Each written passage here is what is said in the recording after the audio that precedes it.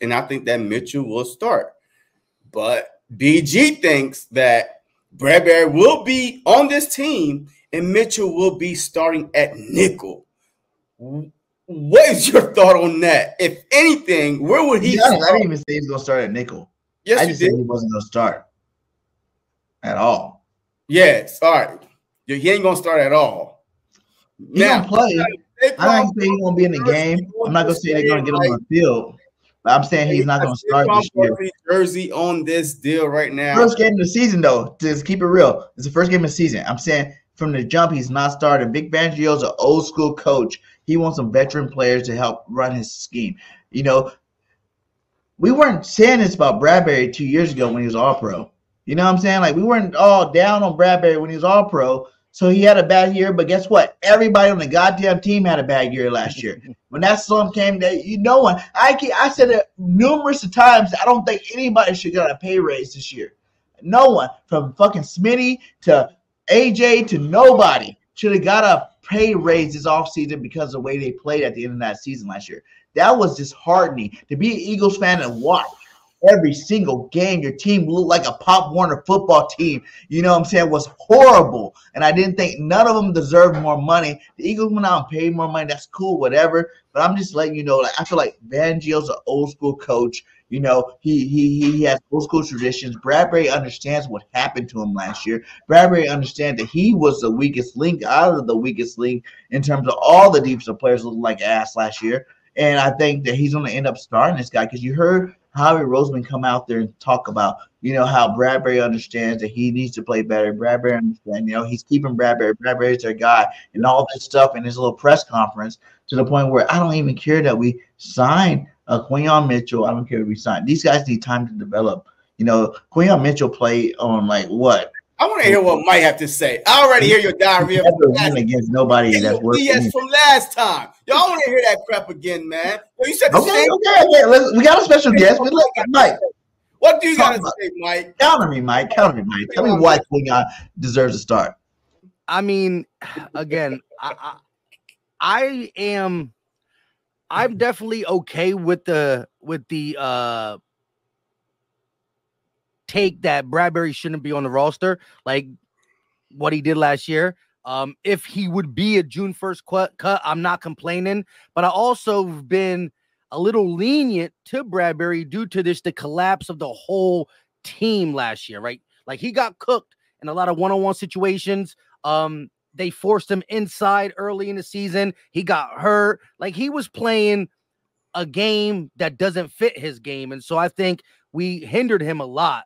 That being said, you draft two defensive backs, whether DeJean is a corner or a safety or a nickel, he's a defensive back. You lit the fire under both Slay and Bradberry that the inevitable truth is y'all going to be replaced. Maybe not right now, but soon.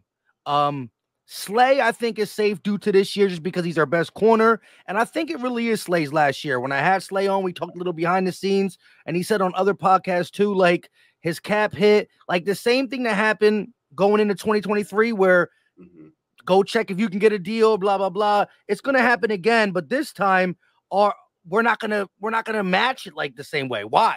You got Quinyon, whether he plays or not, he'll be going in a year two. DeJean will be going in a year two. There's no way Slay's staying with the Eagles unless he just takes a discount.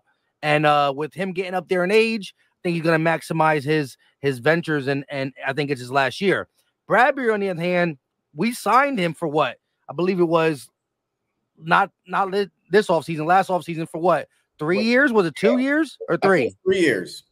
So 3 years, that means he got this year and next year on his contract, and he's getting paid pretty hefty. So with the tape he put on last year, I don't know how many teams want to trade for a guy like Bradberry. But again, an organization could say the Eagles misused him big time last year. We play more of a zone scheme. We're gonna do this, that, and the third.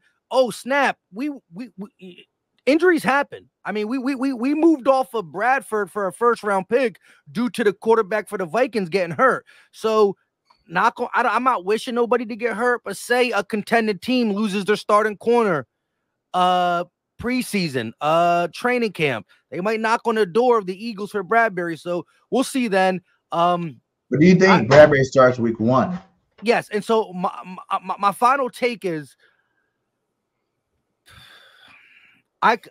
week 1, I would